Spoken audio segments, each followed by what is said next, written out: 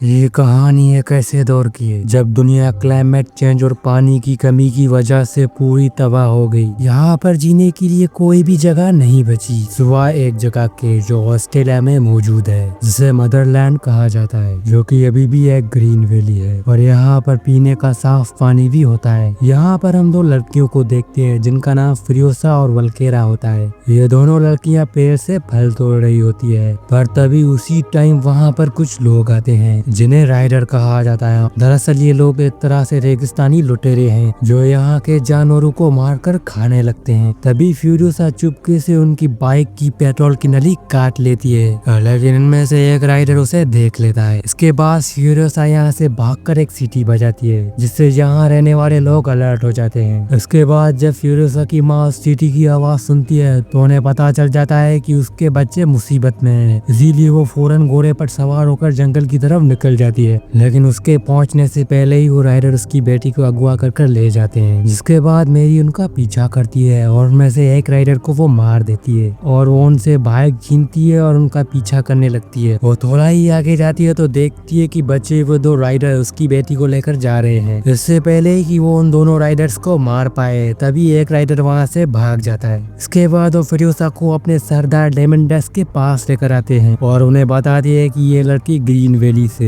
जहाँ का खाना और पानी बिल्कुल भी साफ है। डेमेंडस फ्यूरियोसा से उस जगह के बारे में पूछता है। तभी उसके आखिरी बचे हुए जख्मी साथी को लेकर आते हैं जो उस ग्रीन वैली का पता जानता है, लेकिन उसके कुछ बताने से पहले ही फ्यूरियोसा उस आदमी को मार देती है। फ्यूरियोसा की बहादुरी देखकर डेमेंडस बहुत ही इम्प्रेस होता है। इसके बाद वो फ्यूरियोसा को एक टेंट में कैद कर लेते हैं और वो अपने आदमियों को फ्यूरियोसा के टेंट के चारों तरफ तैनात कर देता है। डेमेंडस कहता है कि कल सुबह हम छोटी सुरंगों को फॉलो कर उनकी तरफ जाएंगे और उस जगह को ढूंढ निकालेंगे जिस जगह से ये लड़की आई है। दूसरी तरफ हमें मेरी को दिखाया जाता है जो खुद को छुपाने के लिए एक राइडर का ड्रेस पहन लेती है और वो फ्यूरियोसा को लेने के लिए निकल जाती है। सी टाइम यहाँ पर बहुत बड़ा रेगिस्तानी तूफान आता है जिसका फायदा उठाते हुए मेरी आसानी से फ्यूरियोसा को ढूंढ लेती है और डेमेंडस के आदमियों को मारकर वो फ्यूरियोसा को वहाँ से लेकर चली जाती है। लेकिन डेमेंडस के लोग उन्हें भागते हुए देख लेते हैं और डेमेंडस अपनी पूरी फौज लेकर उसका पीछा करता है। मैरी को पता होता है कि डेमेंडस एक खतरनाक दरिंदा है, अगर किसी तरह से उसने ग्रीन वैली का रास्ता जान लिया तो वो वहाँ पर तबाही कर देगा। इसके बाद वो फ्यूरियोसा को ग्रीन वैली का बीज देती है और कहती है कि तुम ग्रीन वैली की हिफाजत करना, लेकिन उसके बाद डेमेंडस उसे ढूंढ लेता है। तब मेरी खुद को बचाने के लिए काफी राइडर्स को मारती है। इसके बाद वो मेरी को एक पेड़ पर बांधकर उसे बहुत ही टॉर्चर करने लगते हैं ताकि वो उन्हें ग्रीन वैली का रास्ता बता दे। दूसरी तरफ फ्यूरियोसा को दिखाया जाता है जो अपने माँ से ज्यादा दूर नहीं होती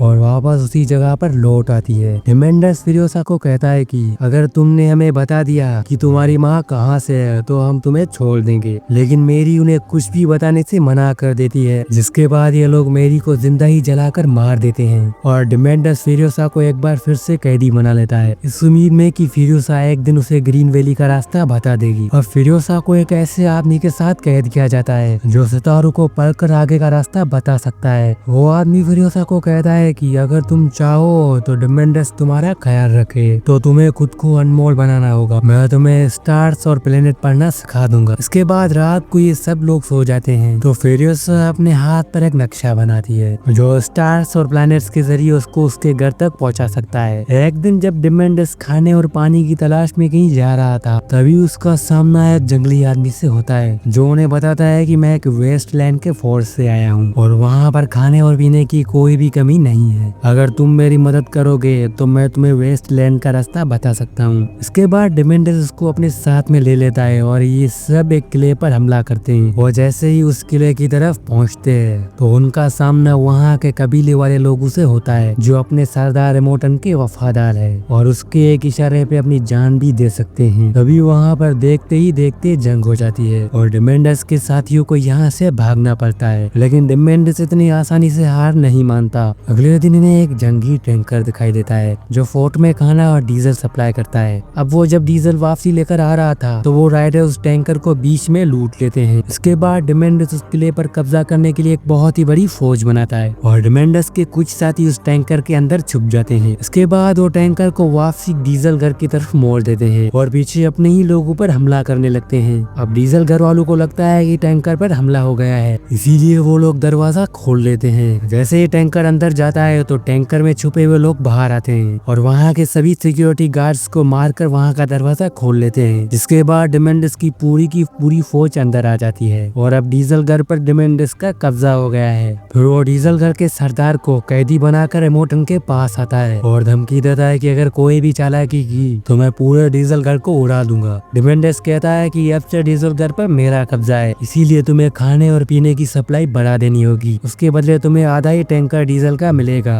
और जब उसकी बात नहीं मानी जाती तो वो पुराने सरदार को मार देता है। तभी इमोर्टन की नजर फिरोसा पर पड़ती है। वो पूछता है कि ये लड़की कौन है। तब डिमेंडस बताता है कि वो मेरी बेटी है, लेकिन फिरोसा उन्हें बताती है कि ये सच नहीं है, इस आदमी ने कई साल पहले मेरी माँ को जलाकर मार दिया। इसके बाद इमोर्टन कहता है कि मैं तुम्हारी शिपमेंट बढ़ा दूंगा, मुझे सिर्फ ये लड़की चाहिए ताकि ये बड़ी हो तो मैं उसमें से अपने बच्चे पैदा कर सकूं। इसके बाद वो डिमेंडस के फिजिशियन को भी अपने पास रख लेता है। इमोर्टन के लोग फिरोसा को एक वार्ड में लेकर आते हैं जहाँ पर बहुत सारी लड़कियां होती है। एक दिन इमोर्टन का बेटा विक्टिस फिरोसा के बालों को गलत तरीके से चेक करने लगता है, इसीलिए फिरोसा अपने बालों को काट कर उसमें से एक विक्स तैयार करती है, जिसे रात होने पर वो पहनकर सो जाती है। तब विक्टिस चुपके से अंदर आता है और फिरोसा को जबरदस्ती उठाकर अपने साथ ले जाता है। अब वो जैसे ही फिरोसा के साथ गलत काम करने वाला था तो उसे वो चकमा देकर वहाँ से भाग जाती है और काफी ढूंढने के बाद वो उसे नहीं मिलती। अब कहानी कई साल आगे जाती है तो हम देखते हैं कि इमोर्टन की आर्मी एक टैंकर बना रही है, एक ऐसी वार मशीन जो हथियारों से भी बड़ी पड़ी है। और इस टैंकर को बनाने के लिए फिरोसा भी उसकी मदद कर रही है, जो लड़के का फेस रखकर उनके अंदर छुपी हुई है। दरअसल उसका प्लान होता है कि जब टैंकर तैयार होगा वो यहाँ से भाग जाएगी, इसीलिए वो कुछ दिनों का राशन और एक मोटरसाइकिल उस टैंकर के नीचे छुपा देती है। इसके बाद जब टैंकर पूरी तरह से बनकर तैयार हो जाता है तब हम देखते हैं एक काबिल ड्राइवर को जिसका नाम जैक है, जो सप्लाई रन के लिए डीजल घर जा रहा है। फिरोसा भी उस वार टैंकर के नीचे छुप जाती है। अब टैंकर जब दुश्मनों के इलाके से गुजरता है तो कुछ लुटेरे टैंकर पर हवाई हमला करते हैं। उसके टैंकर के साथ उसके काफी आदमी भी मारे जाते हैं। तभी एक राइडर फिरोसा पर भी हमला करता है और जो बाइक वो अपने साथ लेकर आई थी वो भी टूट गई। इसके बाद फिरोसा भी लड़ाई में शामिल हो जाती है और राइडर्स को मारने में जैक की मदद करती है। तभी अचानक उसका हेलमेट नीचे गिर जाता है और जैक देख लेता है कि फिरोसा भी एक लड़की है जो अपना फेस छुपाकर यहाँ से भाग रही है। अब जैक और फिरोसा सभी साथियों को मार देते हैं। तभी फिरोसा पीछे से जैक पर गन पॉइंट कर देती है और वो उस टैंकर को रोककर उसमें से उतरना चाहती है, लेकिन जैक बड़ी चालाकी से उसे धक्का देकर नीचे गिरा देता है और टैंकर लेकर यहाँ से चला जाता है। फिरोसा ने जैसा सोचा था वैसा कुछ भी नहीं हुआ, इसीलिए वो बहुत ही मायूस हो जाती है और अब इस रेगिस्तान में वो अकेली है। तभी फिरोसा देखती है कि जैक वापस आ रहा है। वो फिरोसा को कहता है कि मैंने तुम्हारे लड़ने का जुनून देखा है, तुम बहुत ही अच्छी लड़ती हो और तुम्हें अभी भी ट्रेनिंग की जरूरत है, इसीलिए मैं चाहता हूँ कि तुम मेरे ग्रुप में ऐड हो जाओ ताकि मेरा ग्रुप फिर से उठ जाए। जिसके बाद मैं तुम्हें रोड और जंगू की काफी बातें सिखाऊंगा, फिर जो भी तुम्हारा मकसद है मैं उसे पूरा करने के लिए तुम्हारी पूरी कोशिश करूंगा। इसके बाद फिरोसा जैक के ग्रुप में शामिल हो जाती है और फिरोसा को अपना सेकंड कमांड बना लेता है।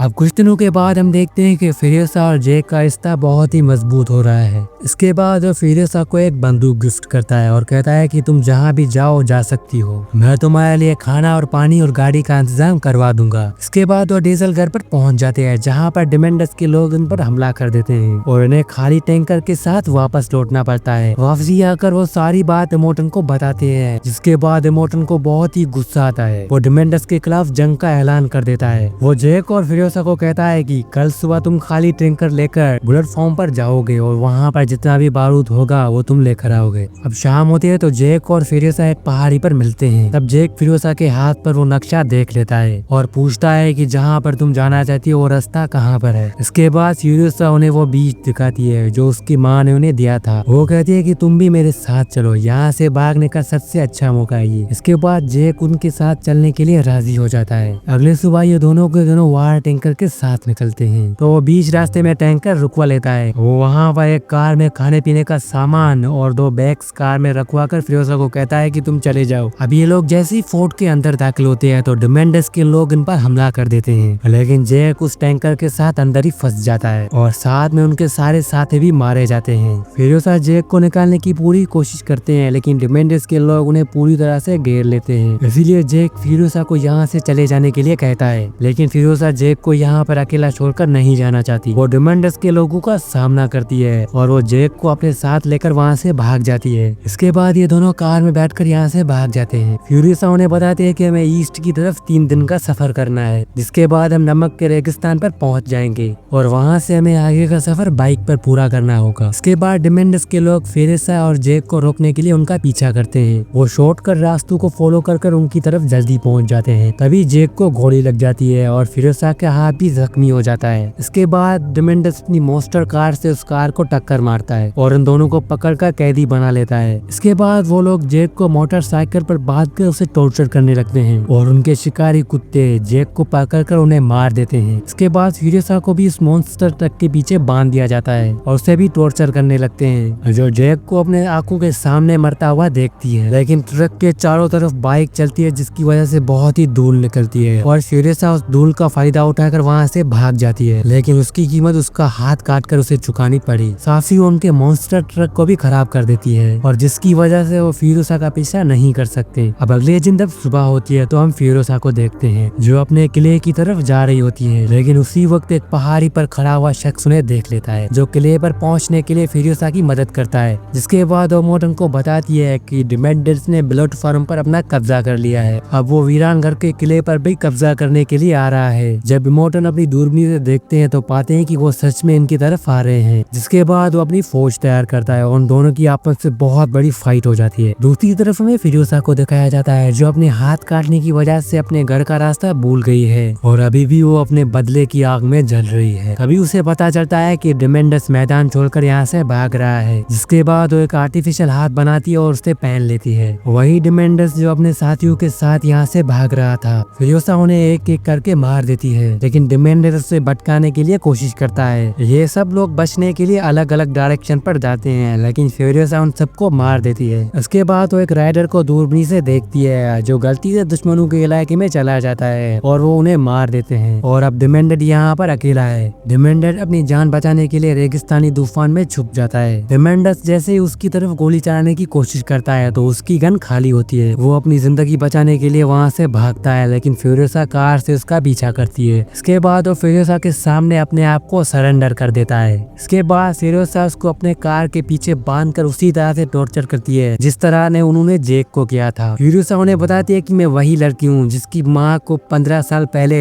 तुमने जलाकर मारा था। फिर वो उसे पेड़ पर लटका कर वहाँ पर हल्की सी आग लगा देती है, जैसे उसने उसकी माँ को जलाया था। इसके बाद काफी टाइम गुजर जाता है और हमें एक आदमी को दिखाया जाता है जिसके पीठ में से एक पेड़ उगल रहा था, लेकिन ये आदमी कोई और नहीं बल्कि डिमेंडस है। दरअसल उससे दर्दनाक मौत देने के लिए फ्यूरियोसा ने उस बीज को उसके पेट में डाल दिया, जिसकी वजह से उसकी पीठ से एक पेड़ उगला। अब डिमेंडस यहाँ पर तड़प तड़प कर मर जाता है। इसके साथ इस मूवी का यहीं पर ही एंड होता है। मैं उम्मीद करता हूँ कि ये मूवी आपको पसंद आई होगी। अगर पसंद आई हो तो मेरे चैनल को सब्सक्राइब और वीडियो को लाइक कर देना।